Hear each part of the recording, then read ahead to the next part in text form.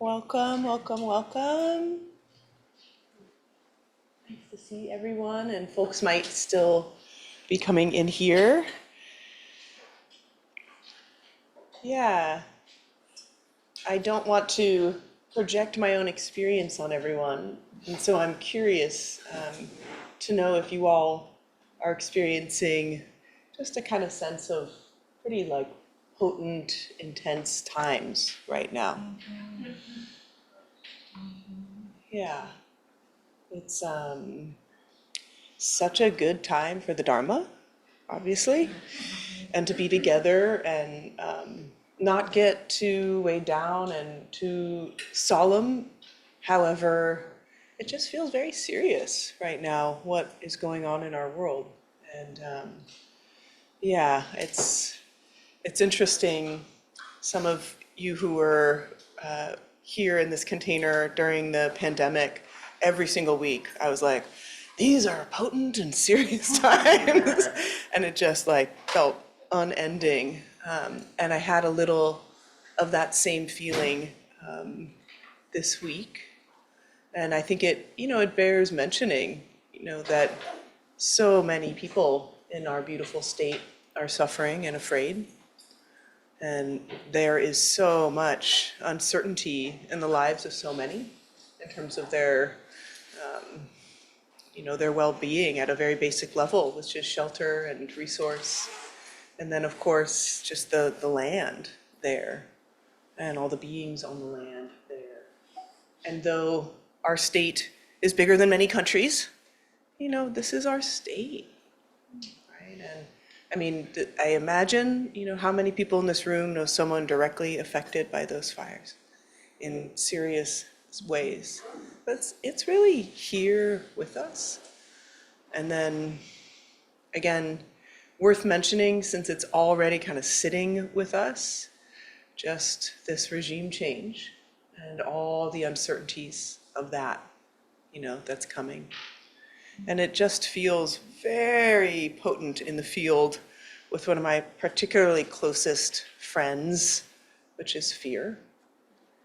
And really noticing in myself just this kind of this low-level desire to constantly check the news and do in that cycle of is there a little new update? Can I get a little clearer? And it's interesting and poignant, especially with Southern California and LA, because it's I keep wanting to see clearer.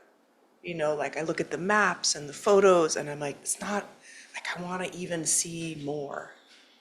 And I had to kind of question for myself, how much more do you need to see to know how great the suffering is?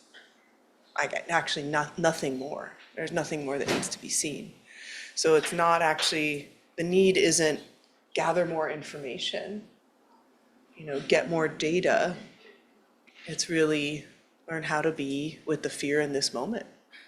And so much of the teachings on the Buddhist path are, of course, cultivating this mindfulness, which is this present moment awareness. And this present moment awareness that helps us kind of not get quite so caught up in what we think happened before, that we think likely will happen again, especially with that tinge of threat or fear. And not get quite so caught up with what we, predict in the future. And finding that ability to actually be right here. We were just talking about my dad. I sometimes talk about my dad. He's almost 91, really brilliant, bright light of a human throughout his life, and even in his dementia in this other way. And he surprises me. Sometimes there's a lot of kind of clarity and potency. And he said two things today that I thought were really helpful. I said, how are you feeling about this big regime change coming? Do you think that possibly this experiment of democracy, because it's an experiment in this country, right? This isn't we've always had a democratic country, and it's no, this is at best faulty experiment thus far. My dad's a scientist, I'm a scientist. what do we think are the, what results are coming in from this experiment? And I said, I don't feel very hopeful, actually. And he said, no, I feel lots of hope. Because I think that matters. I think my hope will actually help things change. And I believe they will. And I was like, all right. Fine. So I loved that. And as many of you know, in the Buddhist teachings, there's really this duality that we're always working with, which is the mind of hope and fear. It's kind of what begets all of the difficult emotional content, is like really, really wanting it to be like this. And like, oh my God, let it really not be like this. And so much of our experience is dictated by this mind of hope and fear.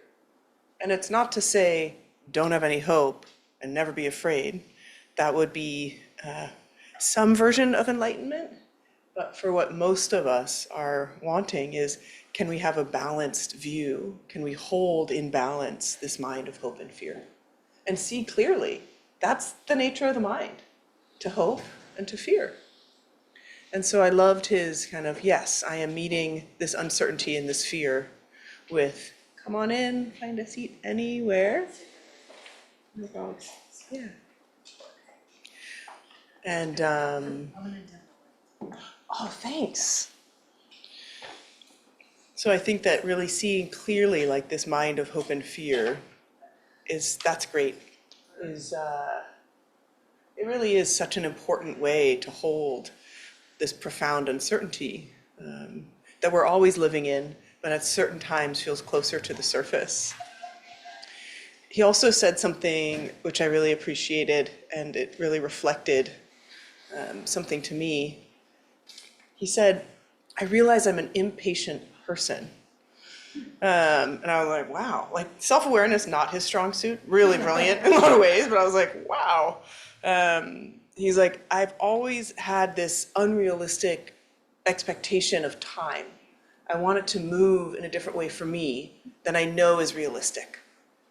I was like, he's like, do you relate to that? Or like, do you understand? And I was like, oh my God, yes. I've always called my impatience my ambition, but I really do think it's impatience, actually. More, do, get. And he said, but I know that there are practices to help me heal my relationship with time. And I think part of working with the mind of hope and fear is actually like healing our relationship with time with mindfulness. Like right here, right here, right here, right here. Because that's really a place where we can at least momentarily start to cultivate refuge. There's no guarantee that like just because we're right here, our mind is a great place to be. But the first step is be here in the mind. And then if we find that where we are in the mind is not a great place to be, we add loving kindness. We add care. But first, be here. Then add kindness. So I appreciated his reflections in that way. He said some other things I was like, I don't agree. We were talking about relationships. He's like, you're in a good relationship if it's never hard. And I was like, I was living in the house with you and Mom, for the record.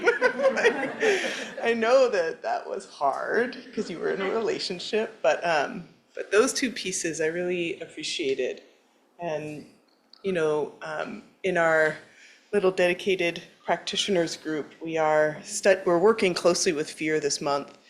And this book that we've been going through here in this Sangha, this beautiful version of The Guide to the Bodhisattva Way of Life with commentary by Pema Chödrön.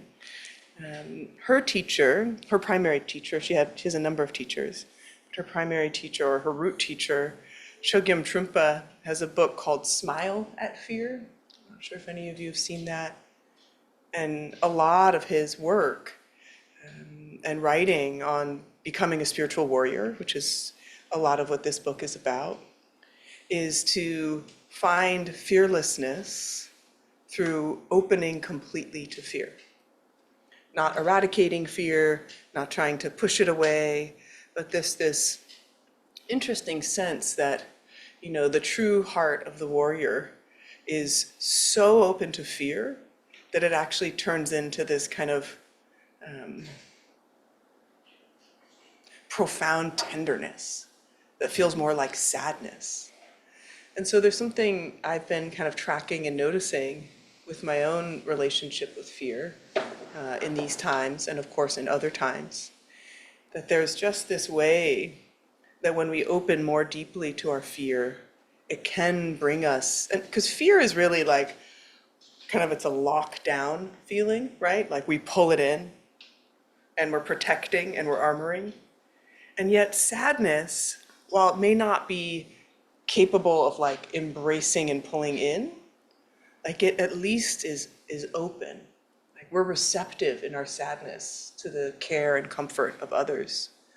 So I've really been thinking about this, this piece of warriorship of how to be with fear and opening and opening and opening.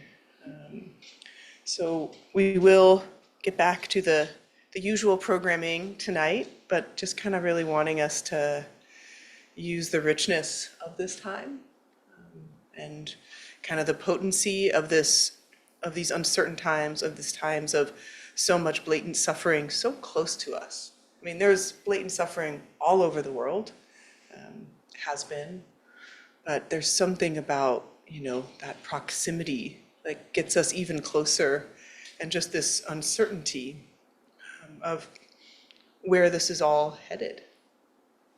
Meaning this human project here on this planet. And it can feel overwhelming when we start to take one step, like, well, then what's going to happen with this and then that and the insurance companies and that, like, we can get into a real state of kind of vertigo, like just can't even handle the depths of the challenges and difficulties that are facing so many people right now and the uncertainties of what's happening. So I thought it would be nice to give ourselves a practice that's really allowing us to bring mindfulness and care and love to our fears. And before I do so, I will just welcome you again. I see some new faces here. Welcome, new friends. This is the San Francisco Dharma Collective, and it's a volunteer-run center, which is so beautiful. So we literally exist here out of the generosity of people who want to be together in the Dharma, or in the teachings. And this evening, the Well of Being, we make our way through different texts with no expectation that you've read even one chapter beforehand, no problem, just as a guidepost for us to, there's something that feels so comforting to me about lineages of unbroken wisdom for thousands of years. You're like, well, if it's made it this far, there's some reason to believe there's enough knowledge in it that can carry us now. And this book explicitly is designed to help us cultivate a deep, clear seeing of ourselves, to tame the mind with meditation and mindfulness, and to help ourselves become that tender, open heart to the world, but without collapsing. So the Bodhisattva, or the awakened heart of the compassionate warrior. This is a guide to being that. So how do we move forward in this world on fire with open hearts? That's the aim of this book. And I will say that tonight it just feels very humble that the aim right now is to help with these tender hearts and to tame the mind so we can be available for ourselves and thereby for each other and all those who need us. So in the practice, we'll probably practice about 30 minutes, especially for folks here who are new. It's great if you can sit during the practice, and then after, you're welcome. There's only one bathroom in the back. It's just the reality. But there's tea and water, and then we do some discussion, and we'll go through some of the text here in the book. Tonight is really beautiful. We'll be covering the Paramitas.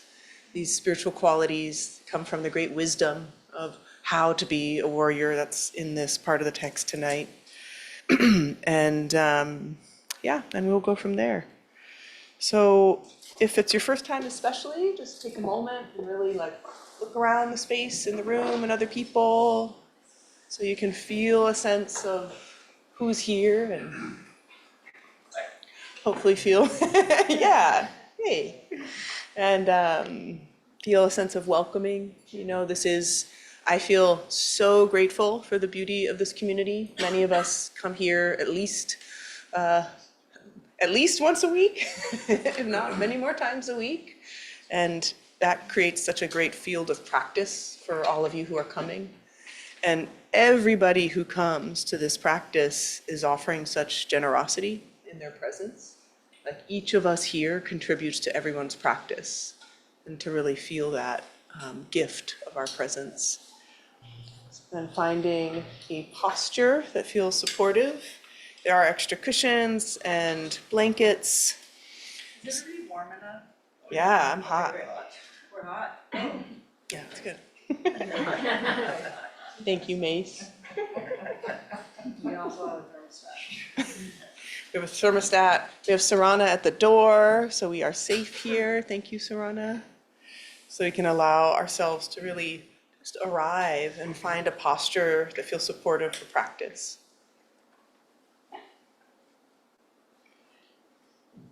And sometimes that means really noticing where the spine is coming up from the sits bones, and giving ourselves a moment to maybe lean a little to the left. Notice what it feels like to lean to the left, and we lean over to the right. Feel that sense of being leaned over to the right, and forward, and a little backwards. And then find a sense of balance. Where does the spine lift up and feel almost as though it were floating? Feel and imagine a sense of suppleness and uprightness through the spine.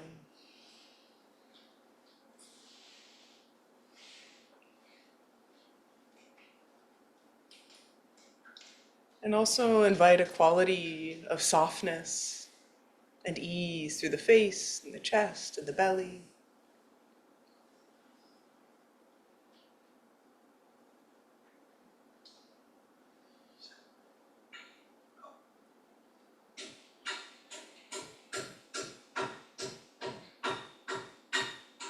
It's especially nice to find some sense of ease and relaxation through all the muscles in the face, focusing on the eyes, softening the eyes.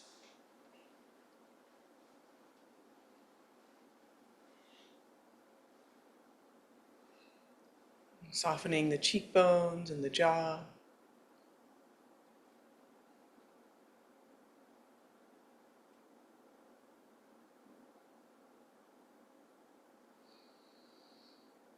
And letting this be a signal that we can relax our outer need to scan the environment or receive new information. And drop down, letting our attention and awareness descend into the body.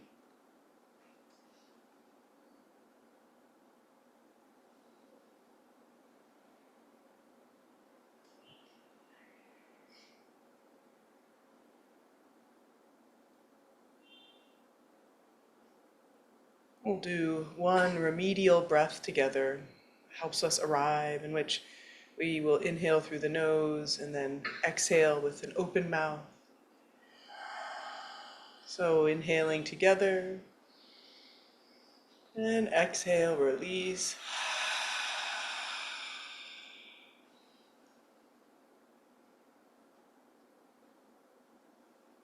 And when you hear the bell, allow attention and awareness to saturate the body.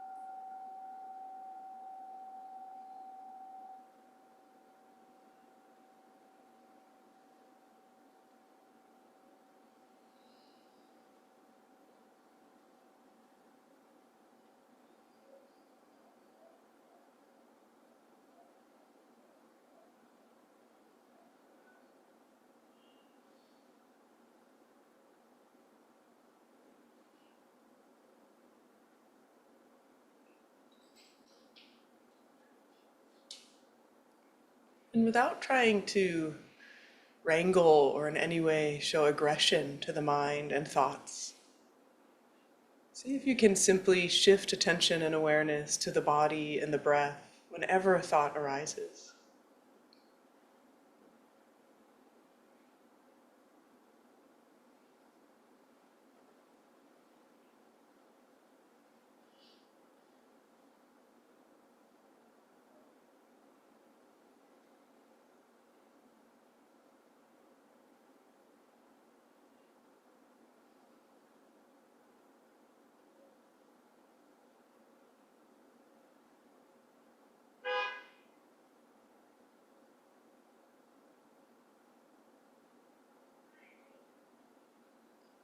Then deepen our sense of settling the body into a natural state with the quality of stillness and stability.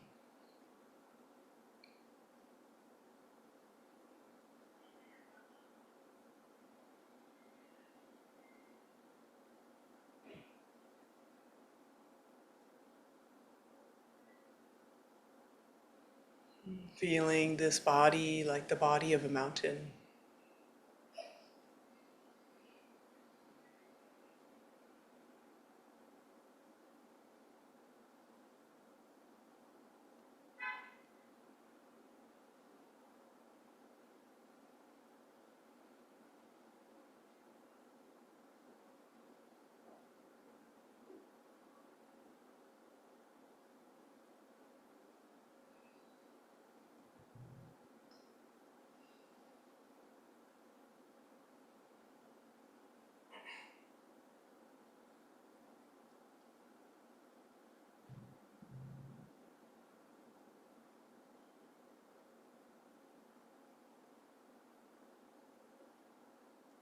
Thoughts, memories, images arise. No problem.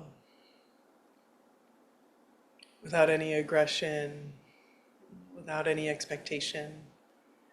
Just return the attention and awareness to the body and continue settling for just a bit longer.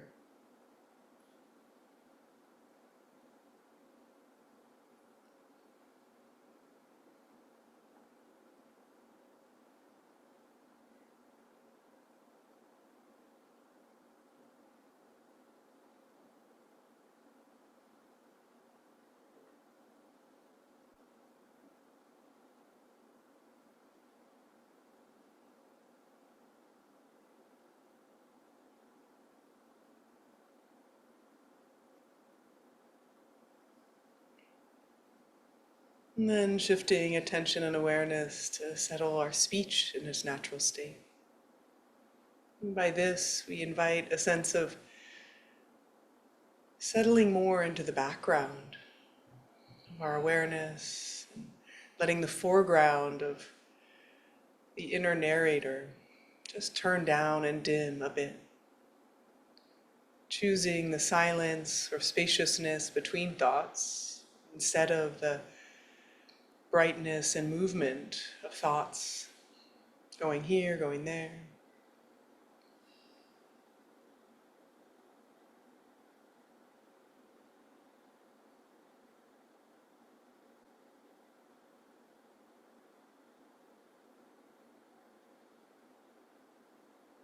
It can be helpful to follow the breath,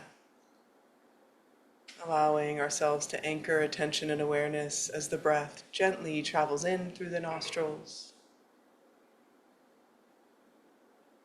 and then leaves through the nostrils just a bit warmer. And in this close following of the breath, some of the other thoughts, ideas, agendas, they start to soften a bit.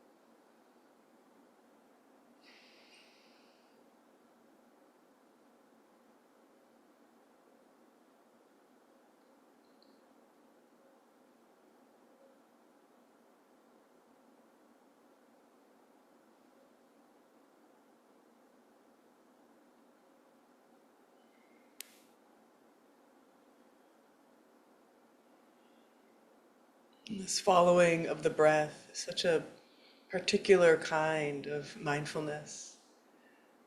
We're not directing the breath with our attention. We're not even conceptualizing the breath with our attention. We're simply knowing the breath, feeling the breath.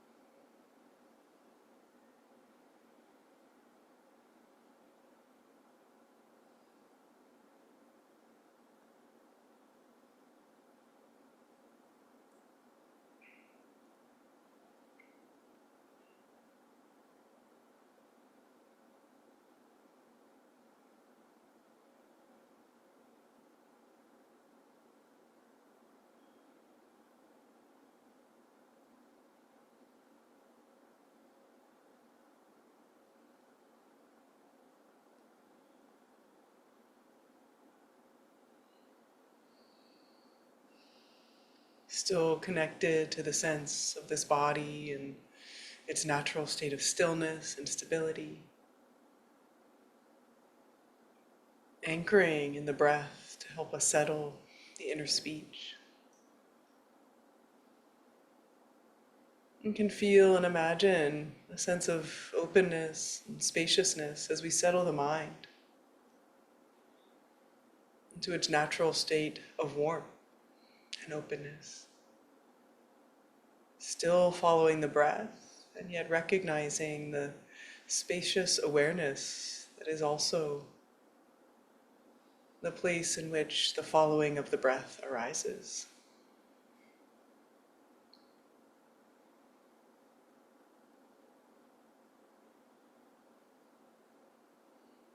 If anything feels complicated or uncertain, no problem. Just deeply relax, follow the breath. And seeing if you can have a quality of attention and awareness that feels both easeful and bright, vivid.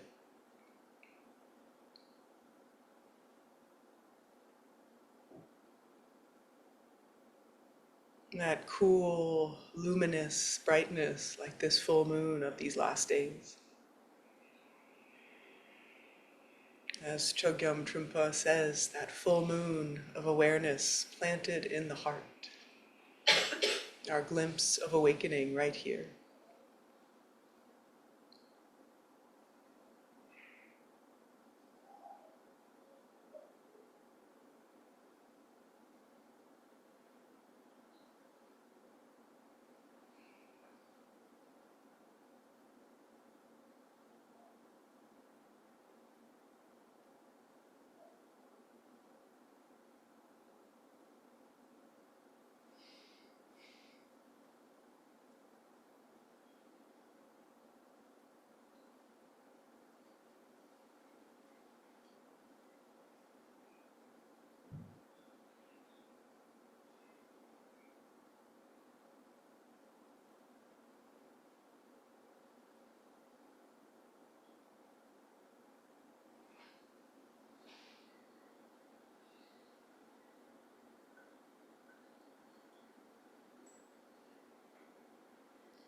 Feel or imagine this balanced qualities of ascending and descending. The descending into the body, to the stillness, and this ascending of that warm, luminous awareness.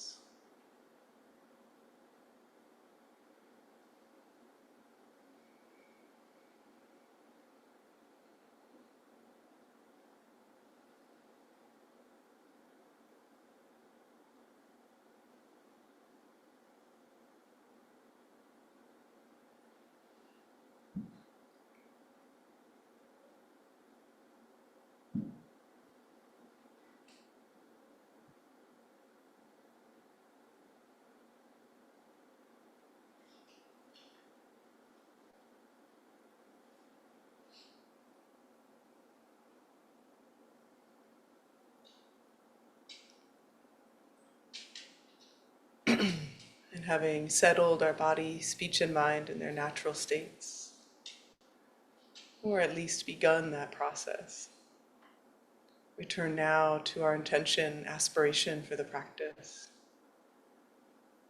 opening to this possibility of cultivating the awakened heart for all beings.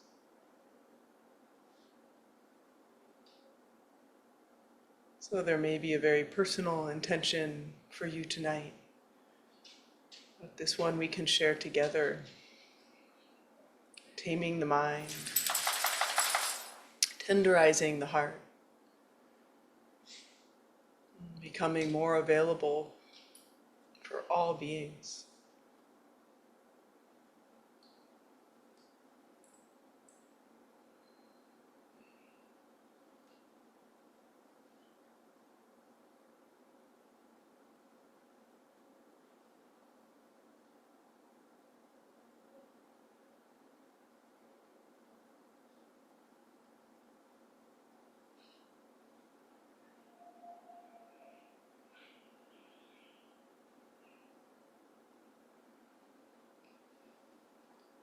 For a couple moments, really seeing if you can feel or experience bodhicitta, or the aspiration for an awakened heart. It could feel like a tender quivering of the heart. It could feel as though there was a certain integrity or dignity being called for. Really directing our practice towards that which is greater than us.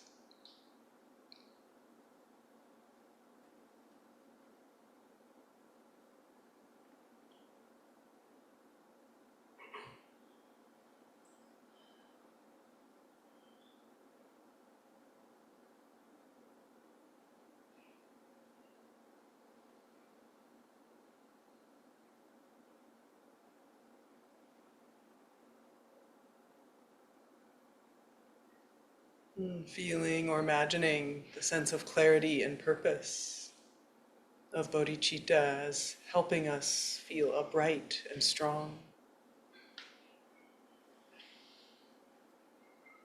so that we can then turn towards this tender heart.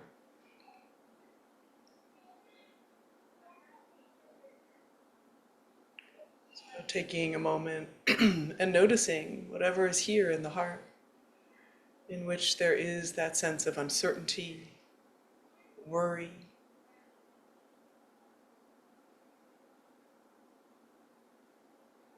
It doesn't need to be a story. Maybe an image arises or a thought. But giving ourselves a moment in community and in practice to make space for this unknowing, these trepidations, feelings of fear, uncertainty.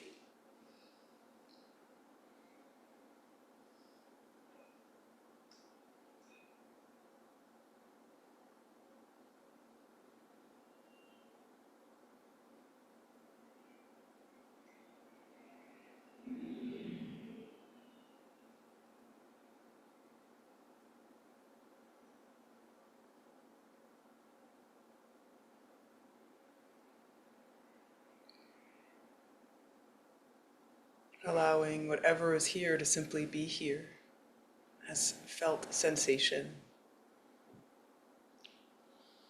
If there is a story that emerges, release the story and follow the breath. Otherwise, feel the loving presence of your own attention and awareness, holding these fears, uncertainties, not knowings, allowing them to open, unfold.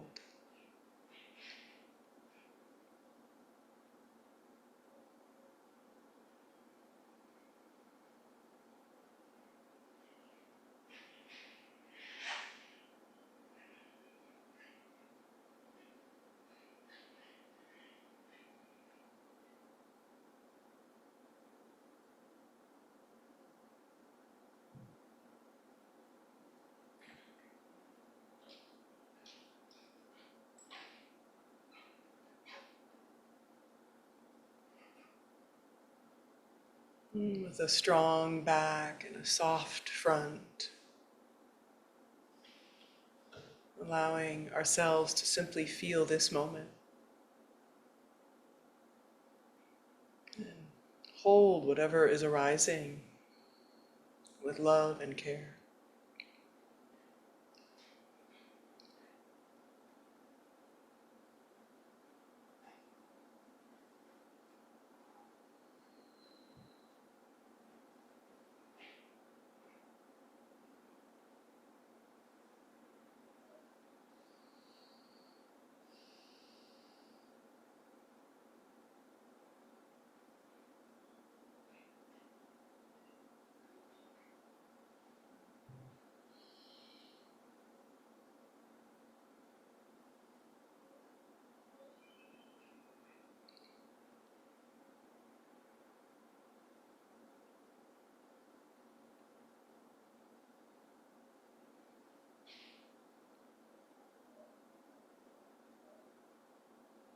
It does not matter how many times you get pulled away by distractions. It does not matter if the feelings are soft or if the feelings are strong. If at any point they feel too strong, you can open the eyes, place the hands on the belly, focus on breath. Otherwise, just keep with this simple intention, being here in this breath and this moment, with loving awareness and presence, for whatever fears, uncertainties, and worries are held in the body and mind.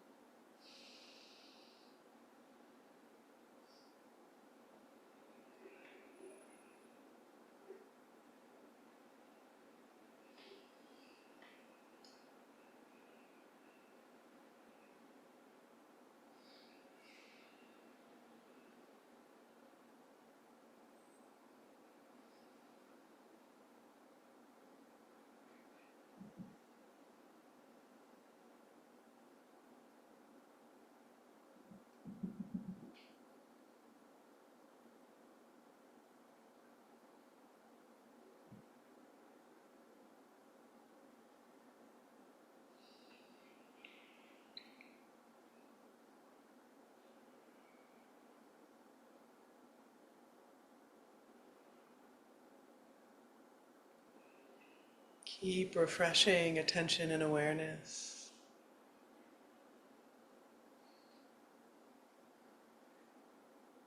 Continuing to see just how much loving presence can be brought to this moment, and then this moment, and the next.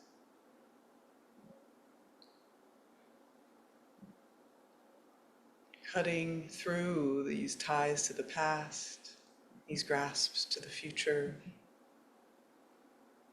Loving presence in this moment.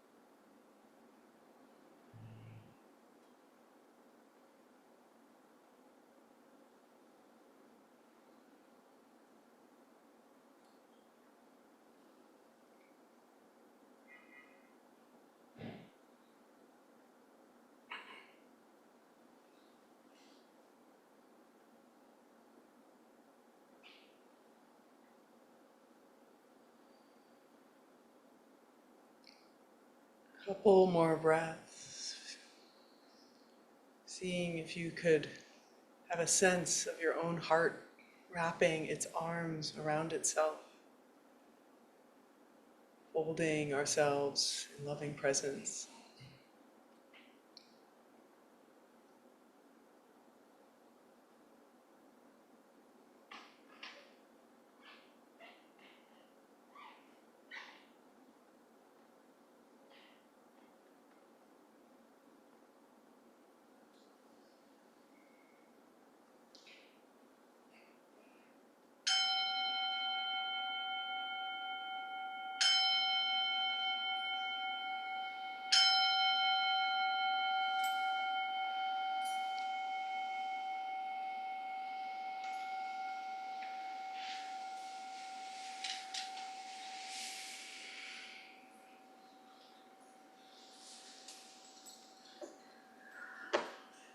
Thank you for your practice.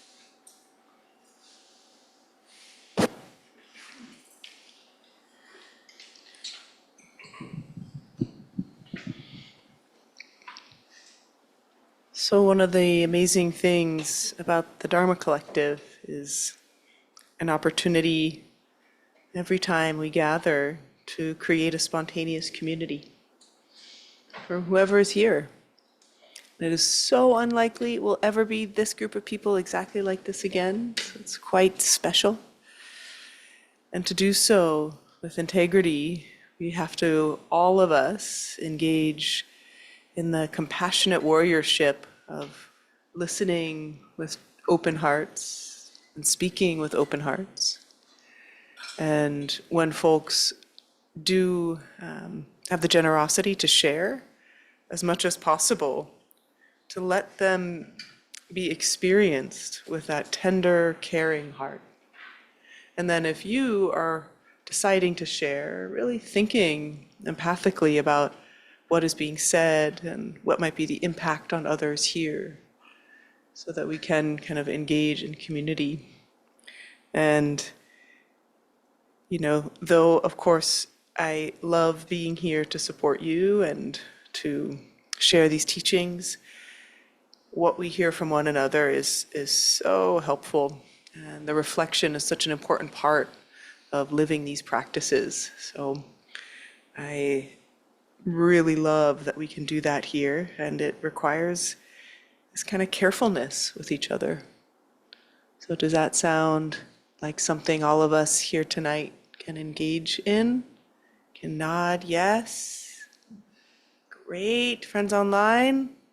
Yes, for your still avatars, I'm sure also. Great. So I'd love to have folks, any reflections on the practice? Yeah, please kick us off. And then, you know, on the practice and also like meeting fear with your path, right? We are here on a path, and we do want to take these rich emotions as meaningful material for the path. So please also share on that. We do. Tom's got it. And maybe we can say names, since there are a lot of new faces, so folks can get to know each other. I'm Jim. So just reflecting on the fires, I spend a couple months a year in Maui, and we just went through the Lahaina fire. And, you know, in terms of checking the news and all that, you know, at least what you may be looking for, at least what I was looking for, at least with Lahaina, was when I could breathe, when it was not going to get worse. Yeah. You know, when you could start thinking about healing. And I think that's going to be a large part of, you know, the LA stuff. It's just tragic and it's ongoing, and there's just not that place to breathe yet. Yeah. And also, you know, like one of the things about the fires was, you know, the really horrible stories, or some of them were about pets. Yeah. And that's actually part of the reason I have her tonight. Brought my dog. I'm just trying to not leave her alone as much because, you know, just the stories of people, you leaving the house and not being able to get back to Yeah. save the pets. Was just pretty tragic. Yeah. So, yeah, some reflections on the fires. Thank you. Yeah, I really appreciate that. When is it going to be okay to breathe, right? And of course, it's always useful to breathe. But this idea of when can healing start? I think that's a beautiful inquiry to hold. Because before there's healing, right, there's survival. And, speaking of fear, of course, such an incredible tool for survival. Without it, our ancestors would have not made it. We would not be here. Being afraid of threats coming really is protective. But we can I was talking with an acupuncturist who I see that we're coming into the year of the snake from the year of the dragon. It's all pretty intense. And I was talking about fear and this time of fear. And one of these analogies you hear so often in the Buddhist literature is when you confuse a coiled rope for a snake. And that's not a bad error to make, but you don't keep looking at the coiled rope as though it were a snake. Like, you don't keep going back and kind of re-triggering and needing to, assure their safety at all times, right? So how do we create enough reconnection to inner safety that we can start that healing, which is a different kind of breath? So thank you so much. Yeah. Other folks, any reflections on the practice or on being with these more poignantly uncertain times?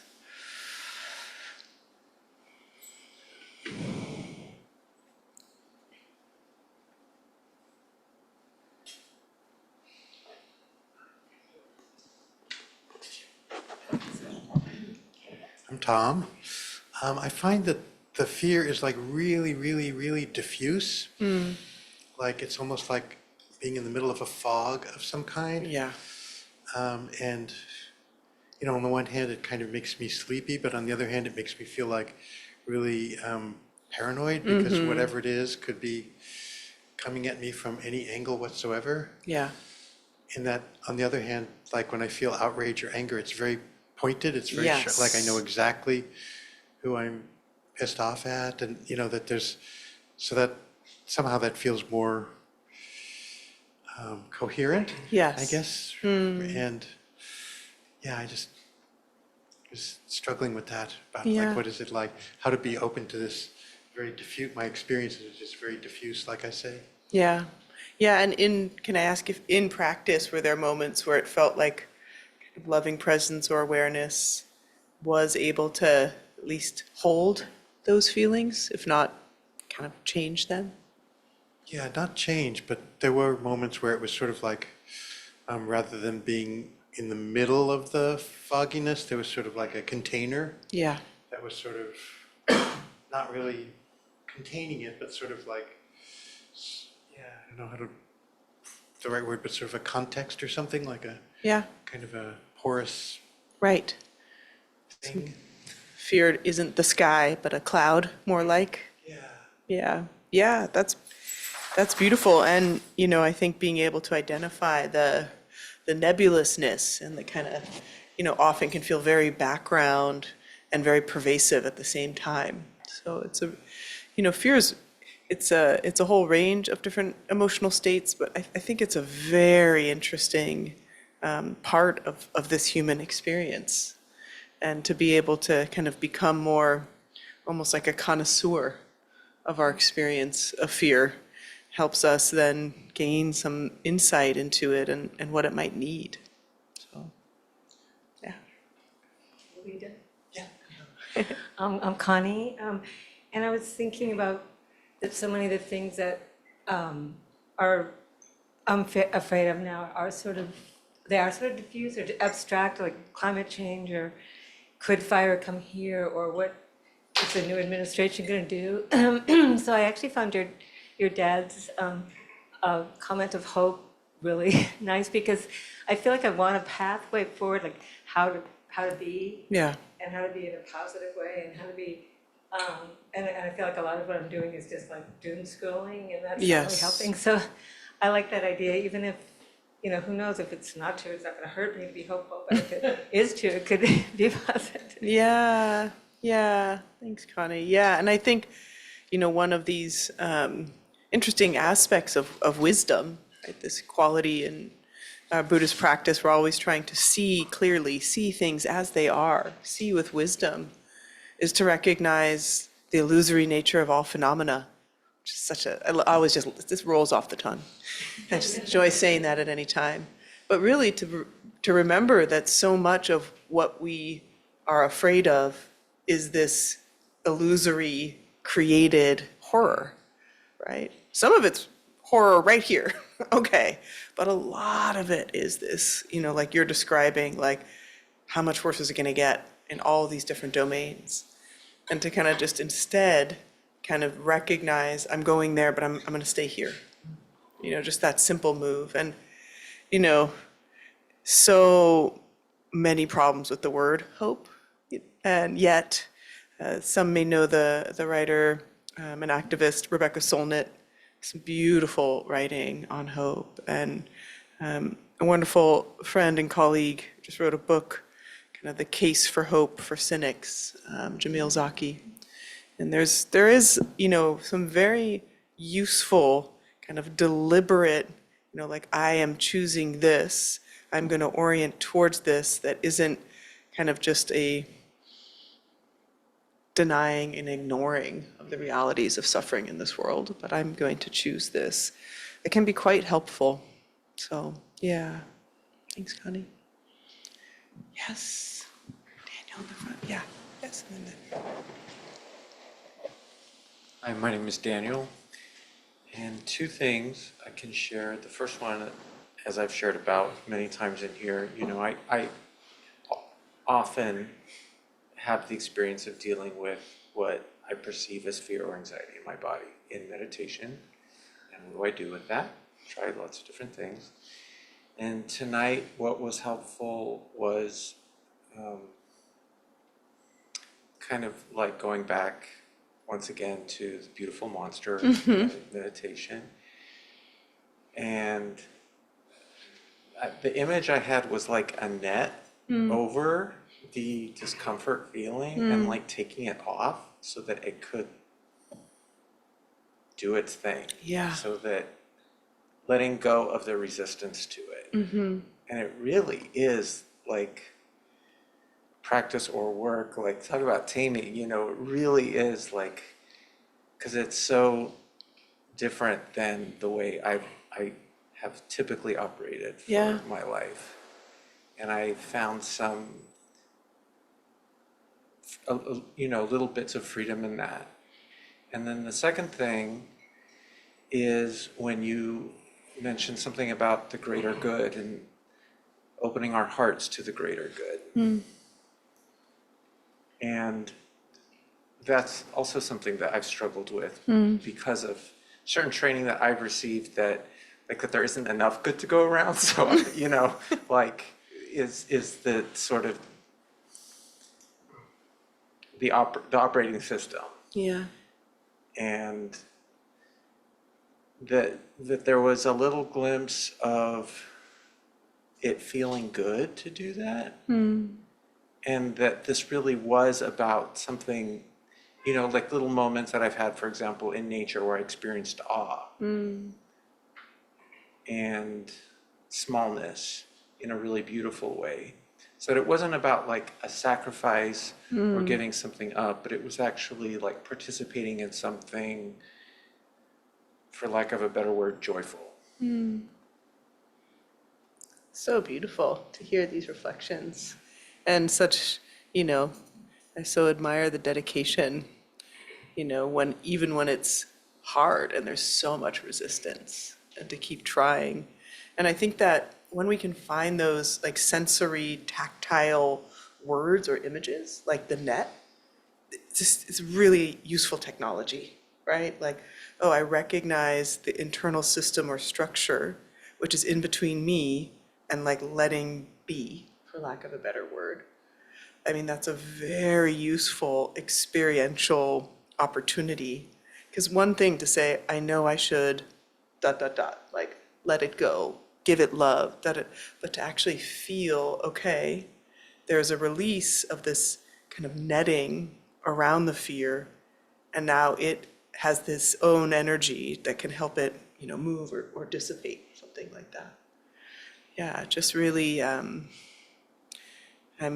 happy to hear it, and I hope that it offers, not only just for you, but other people hearing it, just that sense of, okay, right? Like, there are these ways to start experiencing that, and then, of course, hopefully carrying it over into other practices and maybe even into daily life.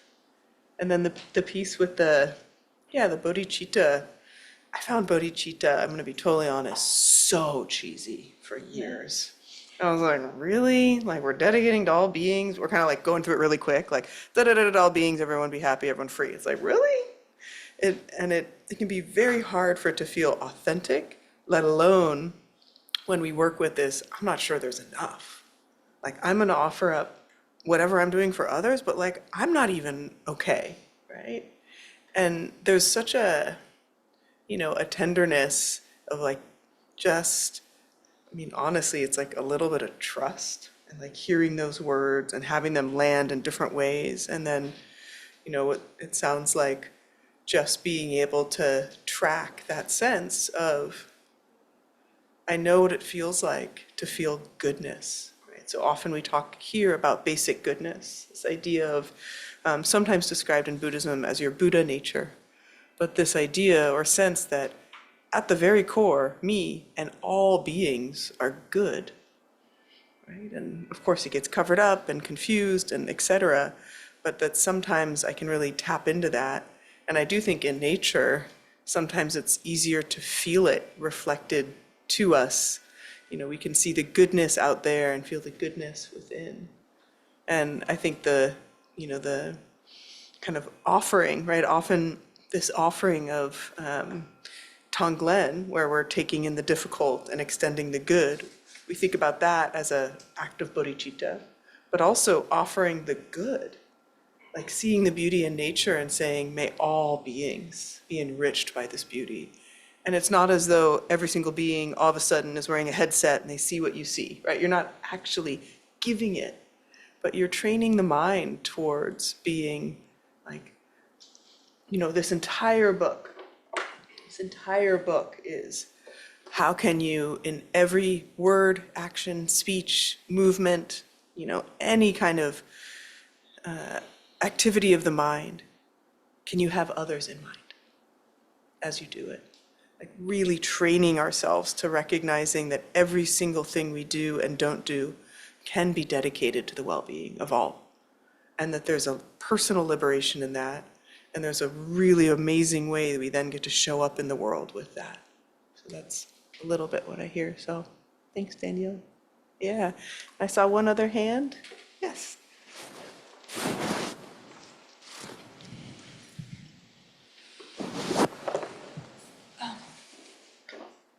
Somebody who cries once a year.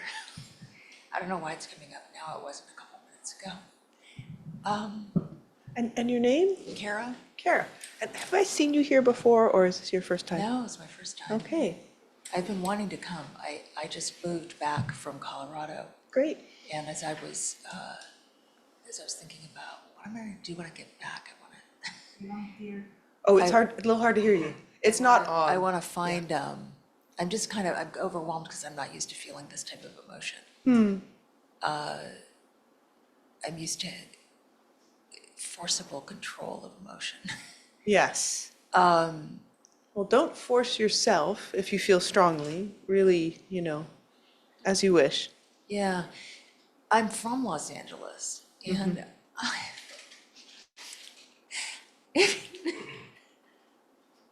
Yeah. and what I was just thinking about was, because with the fires, I've been thinking about people that I know, relationships, 35, 40 years ago when I was 3 careers ago, when I had probably done 200 shows of live theater at the time. I mean, I have a lot of rich history back there. But there's this one, it's funny, it won't go away. I have this one memory of about 35 years ago when I was driving on Mulholland Drive. And it was late afternoon, and the way that the sun was coming in, and it was just me and miles of brush and hills and road. And I couldn't see anybody else. It was just me. I was the only car, and miles of nothing, but everything. And the way that the sun was coming in, it hit the road, which was all sand. It was all sand and dust. And I suddenly saw thousands of individual pieces of sand, as though I could see every single one of them clearly. It was the most, like, almost psychotic 3-dimensional picture, where time stood still for a very long time, it felt like. I could see every single piece of sand. I don't know how to describe it in a way that would make you all feel what I felt. I think we're getting a sense. Yeah, I don't. And I would just, sorry, I just love to direct you towards, is there like a question or comment here just to help you ground here in this moment, in this room with all these people? No, Okay, and I mean, I don't need that. okay.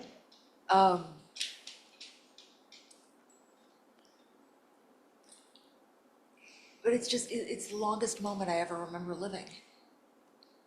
It sounds quite profound and makes sense that it's visiting you now. And I tried to take I had a camera with me. Yeah. I was taking a lot of photos that day. I tried to take pictures of it. Of course, they didn't come out the way that I saw it, Yeah. Well, it sounds like it's very clear in your memory, Yeah. but I would, just direct you towards either, is there a question you'd like to ask or anything else specific related to what we're doing here tonight? I think I thought I had something, but I've lost it. I love what you shared. Yeah. Yeah. And thanks for being here with us. Yeah, thanks. Yeah. And I do think, especially in the acuity of when we're having these memories and there's so much that can arise, being able to ground in the body, ground in the breath, because it can be, there's something so important in a grieving process with loss, where we really need to let ourselves go through the heartbreak. And we also kind of want to have a little anchor back to the shore. And the breath and the body can be that. It isn't always, not for everybody, is it reliable to come back to the body in that way. It may be that we need to find, somewhere to look or somewhere to be outside that can help us regulate. But there's a real titration with heartbreak, when we have such a direct connection or sense of loss. And, I've been thinking a lot, as I'm sure many folks in mental health have, about how to support the frontline folks down in LA and when, because we can't always, in the immediacy of all the loss, it's hard to know what to do and when is the right time. And so to kind of bring ourselves to a clear seeing of what's needed and when in the right time. Yeah. So we're going to dive a little into the text here. As some folks may remember, last week a really big theme, and one that I love just so much, is around our awakening is intimately tied to everybody else around us. And this slogan from the Lojong, from a different text, of be grateful to everyone. And so last week is on this Bodhisattva path, on this, process of becoming a warrior of compassion, every single person who is annoying and irksome, every single person who feels difficult to us, like really seeing them as this opportunity. And, you know, and catching sight of others, think that it will be through them that you will come to Buddhahood, so look upon them with open, loving hearts. And this whole chapter is on these three primary disciplines of non-harming, gathering virtue, and benefiting others. And we really literally turn the page now to this benefiting others. And so the stanza from Shanti Deva, who's the 8th century sage who wrote this text originally, he says, the 6 perfections, giving and the rest, they progress in sequence, growing in importance. The great should never be supplanted by the less. And it's others' goods that is the highest goal. So this idea, and then Pema Chödrön shares a little here, that these paramitas taught in sequence actually build upon each other. And that the highest goal of all of these qualities is the other's good. And I just want to spend a minute. I imagine so many of us in this room have spent time with the Paramitas. Yes? Yep. It's kind of like, you know, your standard top hits of Buddhist practice. And these Paramitas, you know, it's interesting. They come from this larger collection of the Prajnaparamita Suttas, which is a whole collection of texts that actually ranges almost 1,000 years that they are compiled together. And these texts, which includes, you know, some that many of us are familiar with, like the Heart Sutra, the Diamond Sutra. Many of these texts or teachings, sutra means like a teaching, revolve around being able to see very, very clearly the nature of all phenomena as illusory, one of my favorite terms there, and also just the essential realization of compassion. And I like that terminology, realization of compassion. It's not, oh, I understand compassion, or I think about compassion, or I practice compassion. The realization of compassion, to me, it's that kind of, sometimes we feel that almost like lightning strike, where we recognize our well-being is inextricably tied to the well-being of all. No one is free unless all of us are free, right? All of these kind of aphorisms across almost every wisdom tradition that help us have that kind of, oh my God, like, what else is there? I realize so clearly that compassion is truly the only way. Not because I should, because good Buddhists are compassionate, but because, like, what is the other option? When you start to see so clearly that intrinsic Buddha nature, that goodness in you and in everyone, and you start to see so clearly the suffering that everyone is experiencing, there's just like this upwelling of compassion. And I like the realization of it as kind of this, this way of having it start to infuse not just action, not just thought, but really become kind of the fabric of how you move through or exist in the world. And these paramitas, there are, as many know who are familiar with Buddhist practice, there's often lists in Buddhism. We love our lists. And then in the different types of Buddhist practice, meaning the Mahayana and the Vajrayana, they even have different lists. It's a bit confusing. We'll start with the primary list for the Mahayana, and this is the paramitas of generosity, ethical conduct, diligence, patience, meditation, and wisdom. And there are, 6 months programs going through the paramitas, but we're just going to do them now in 20 minutes. What do you think? High efficiency? No. Well, we will come back, but I like just kind of dropping them in because he only uses it in one stanza. So I'm at least elaborating a bit. And because many of us have learned them before, and even if you haven't, if it's the first time hearing them, they're cumulative. You learn them over time, you become more familiar, you come back to them. And this first one is what he really wants to highlight, Shanti Deva, the most important of all the paramitas, of all these skills or qualities of the spiritual warrior, what we need to like really lean into and deepen and cultivate within ourselves. The most important is this generosity, this idea of benefiting others, being of service to others. And I really love the way we can think of generosity not only with other human beings, right, but of course generosity with our natural world. In the simplest of ways, picking up trash, trying to do less harm. And then we can even think of a generosity with life. My teacher often says, when you are kind of blaming or kind of denying what reality is offering, you are not being generous with life.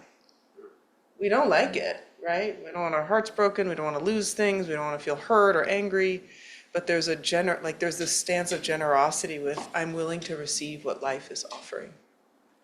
And I find that such a confronting and beautiful way of thinking about, this way, as it's described, generosity is an offering without expectation of return.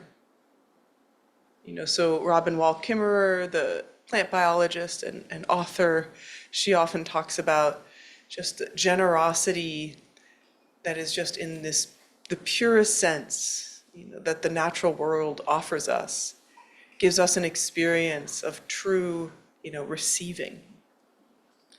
But it has to be free from this expectation, like, oh yeah, I went to this huckleberry bush last year and there were huckleberries, so I expect they will be there because they're for me. They're here for me. But instead, I receive the generosity of the natural world, and it makes me feel closer. And so, of course, we think about the generosity that we're offering, but I also think about how do we receive the generosity? And how does it deepen our sense of intimacy and interdependence with all others, too? So that's such a beautiful quality. And this idea, too, of how much generosity helps us with clinging. I was with a dear friend, some of you know, or maybe some of you were here this weekend, with Tenzin Choki today. She had on this very cool tie-dye sweater, which for those of us who've known her a long time, Tenzin Choki was a monastic nun for 30 years. So whenever you see her in anything but nun's robes, it's still surprising. Yeah. And so she's wearing this awesome, like, bombastic tie-dye sweatshirt. And I was like, love your sweatshirt, Tenzin. She's like, my sister-in-law just took it off her back and gave it to me. And just that kind of, you like it? Here you go. Just that beautiful non-clinging. And this idea of like all the ways we can kind of, start with our generosity. And Pema's so kind. She's like, if it's too hard to actually give away things, imagine giving them away. Like, oh, there you go. So we can just kind of get into that practice even through visualization. And like you were saying, Daniel, like seeing the beauty of the natural world, we could give that, we can offer that. So the generosity practice, it can be very tangible, and it can be also very, more like like this aspirational quality. And then the second, so generosity, also known as dana, which I'm sure Mace will tell us about later. Sneak preview. Tangible generosity. And then we have, kind of ethics or sila. And this is, this part of the paramitas, and we've talked about this here in our group many times. Ethics is usually not what gets people all fired up on the Buddhist path, right? When they first learn, they're like, ethics? I came for compassion and clarity. But ethics is quite literally, it's the structure from which our practice arises. There's no practice. You can definitely, okay, I'm going to be rude here for a minute, but I'm trying to engage in right speech. You can hack your way into the jhanas, right? So you can hack your way into these states of pure concentration. And you see this happening where people are kind of going direct, like, forget the ethics and compassion, like, I just want these intense state of meditative practices, these absorption states. But without the ethics, just having that transcendence, you're going to continue to perpetuate all the same behaviors and activities that get you into trouble. So that's cool that you can like get to these elevated states, but you're still not going to get along with your roommate or your partner or whomever, right? The ethics is underneath, like how we are able to actually live with each other, how we bring heaven to earth, how we embody the Dharma. And the core of ethics, which is in the beginning of this chapter, is non-harming. And like such attention and precision to non-harming. It's so interesting to try to even spend one morning non-harming. So that means body, speech, and mind. So that would have to mean like opening up whatever is your news source after you've meditated and had coffee. And whatever you see, not having a thought of that, expletive. And then, or, going and opening the fridge and discovering that you actually don't have any of your desired beverage or plant milk or otherwise. And then that thought of, why do I always do this? That's a harmful thought. So to actually move through the world with true non-harming is really hard. In the physical activity, okay, maybe most of us can do pretty good. Though, of course, we're trampling ants and plants, if we get really down to earth.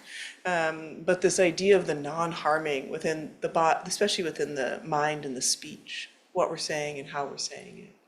So such an important practice. Of course, all the precepts are in there too, not killing, not stealing. But that non-harming that I really think of, that is such an important quality to cultivate and keep in mind, is self-criticism and judgment. Man, they are really important ways for us to kind of live in alignment with our ethics. Then the third of these paramitas, one of my favorites, vidya, sometimes called diligence, but also called joyful enthusiasm. And not just, for the next great matcha latte, which is very exciting and naturally has a lot of sensory enjoyment, but joyful enthusiasm on the path. Sometimes, myself included, you like get down on the cushion and you're like, oh, it's time to practice. I said I'd practice, I'm gonna practice. But to bring a kind of like, I get to practice. There are these teachings that have been shared for hundreds of thousands of years. I actually have the time. I get to do this. Like that the quality of your effort is like super important, not just doing it. It's really beautiful. And in order to do so, sometimes it's described that we actually have to kind of purify the mind from the qualities that have that like heavy nature of that kind of, not just the criticism that I was describing earlier, but just this kind of resistance or stuckness. So I just really love the keeping in mind the joyful effort. And this, I remember when we were all during the pandemic online, Zooming, and I would say that it's so important for us in this practice of meditating online to have joyful enthusiasm. Because boy, does it feel stale sometimes, you're like in their little box, in your room, but the joyful enthusiasm for our practice, just so beautiful. And then, oh, that's so funny. I always want to skip patience. That's the one. I'm like, we're good. Moving on. Patience, also really important. And actually, next week, we start with, I think, one of my favorite chapters in this book, Working with Anger. And the whole chapter is on patience and how patience can really help us work with anger. And in the context of patience, in becoming, more of a warrior of compassion or more aligned in our spiritual path, there is kind of almost, these build on each other, but there's this aspect of wisdom within it, which is another feature of the Paramitas. Because the patience is recognizing, like my dad was saying, his impatience is a fraught relationship with time. And so when we have patience, we're kind of holding this equanimity view in which we recognize that things are so much bigger than we can be aware of. Like we just have no idea. Like we think we know, oh, it should be this way because I want it that way. It's like there are so many other factors involved. And this patience is this like really, it's a mind that can be at ease with not knowing. So I do admire it, though I often skip that piece with patience. And then, yeah, meditation turns out it's actually really important on the spiritual path.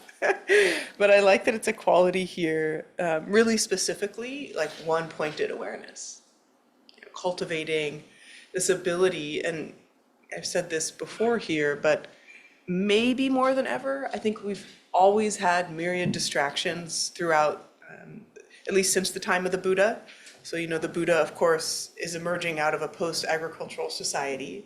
So already shifted. I'm not speaking about pre-agricultural times, but there's a lot of distractions in our post-agricultural way of living. And it's very difficult to kind of cultivate that single-pointed attention. It goes quite against the grain of, especially our contemporary times, of dividing even more thinly, even more specifically, our attention here, our attention here, our attention here. And what an amazing skill it is to be able to direct our attention. Because that's how we can have a focused attention that also feels at ease, in which we can progress on whatever needs to be, achieved or done. But it also is, essential in being able to direct our attention awareness away from these fears, from these angers, from all of the difficult material. If we aren't able to kind of recognize when our attention has slipped away, there's I'm not gonna say there's no hope, but it will be very difficult for us to find a way to loosen the strength of those difficult emotional states that kind of capture us. So this meditation, one of the Paramitas, and then wisdom, which, seeing the illusory nature of all phenomena. So glad I got to say that 5 times tonight. And the wisdom is, what Shanti Deva says in this verse, this really short verse, they progress in sequence, growing in importance. And wisdom arises through generosity, ethics, diligence, patience, meditation. Because wisdom, what's interesting, this isn't knowledge, it's wisdom. And the wisdom, it naturally arises from the settled mind.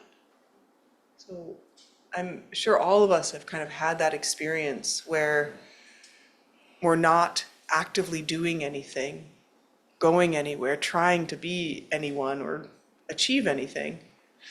And we have this just clear insight about our life arise. Obviously, this can happen on retreat.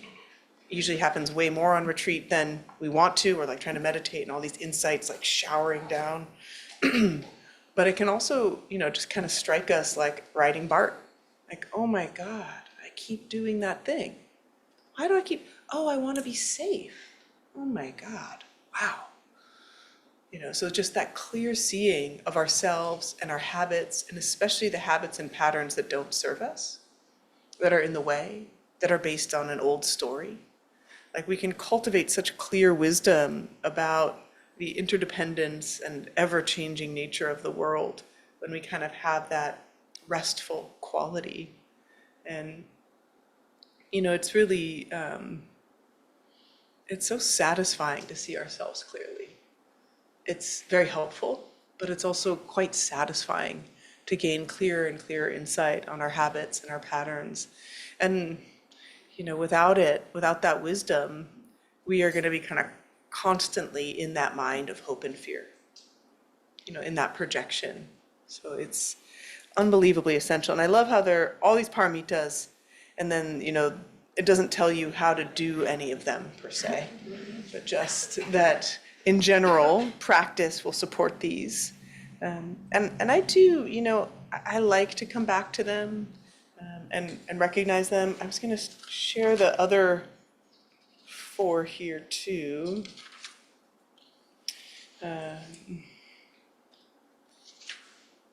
Yeah, the other four included sometimes in, the Dzogchen or Vajrayana are the upaya, the skillful means, how we go about doing what we do, the strength, kind of like how we cultivate the fortitude, this quality of aspiration, really being able to keep in mind the bodhicitta, and then a primordial wisdom, which is a little bit different than that wisdom I just described. This primordial, can I describe primordial wisdom in 2 minutes? The primordial wisdom is a bit more free from concept. So when I was describing wisdom there of recognizing that everything is changing, recognizing everything's connected, the primordial wisdom is a bit more non-dual and fully extending. We recognize not just this is like that and this other thing is this way. We see the absolute connection of all things. How about that? We'll get back to it next week. I think it needs a little more attention. But I wanted to share, actually two of the stanzas on taming the mind that from where we've already read before, but which I really love, just as an inspiration. It's probably one of my favorite stanzas in the book, but as we move through this last part on taming the mind, this mind of mine, a wild and rampant elephant, I'll tether to the sturdy post, reflection on the teaching, and I shall narrowly stand guard that it might never slip its bonds and flee. So this idea that, our mindfulness practice, it like tethers the wild elephant of the mind. It helps us stay steady and to the teachings, right? And the teachings, not just coming back to the breath, but compassion and kind of recognizing that we are here in alignment with our purpose, our values, our goals, to do this work of opening the heart. And then the other piece I love on taming the mind earlier was the description Pema Chödrön gave. Some of you may remember that mindfulness is like walking on a narrow plank across a very steep ravine. So you have that level of kind of bright, attentive awareness. And there's also a little bit of fear in there, recognizing the stakes. The stakes are high. And kind of circling back to the beginning of these times that we're in, these times that there is so much potential for fear to really kind of run the show. Keeping our mindfulness so steady, so clear, being able to recognize the fear as it arises, hopefully find ways for it to release, but at the very least, not letting it spread, not letting it become, continuing to kind of fan its own flames, like staying in what we can, be more clear on, which is this moment, this refuge, and this breath here. So with that, let's take a moment and come back to our breath, to our body.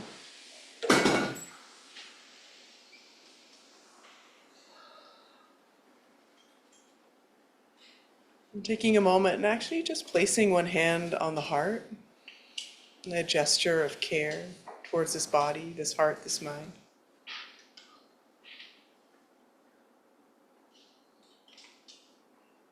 And with that heart of generosity, imagining that our time here together generates some benefit, some energy, some resource. And then we immediately offer that up.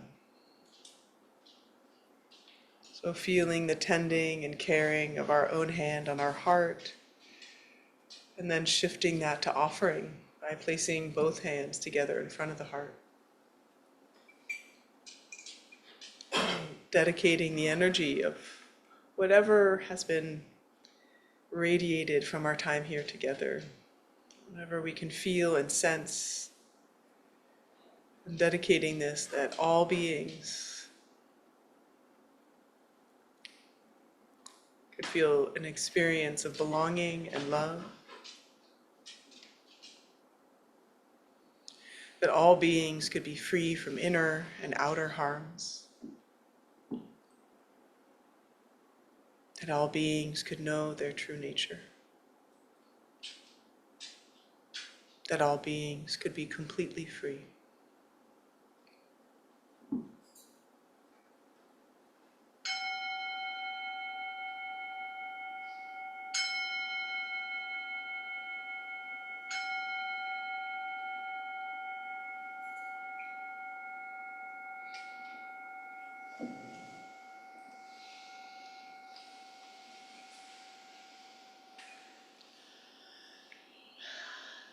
Really wonderful to be with you all. Thank you.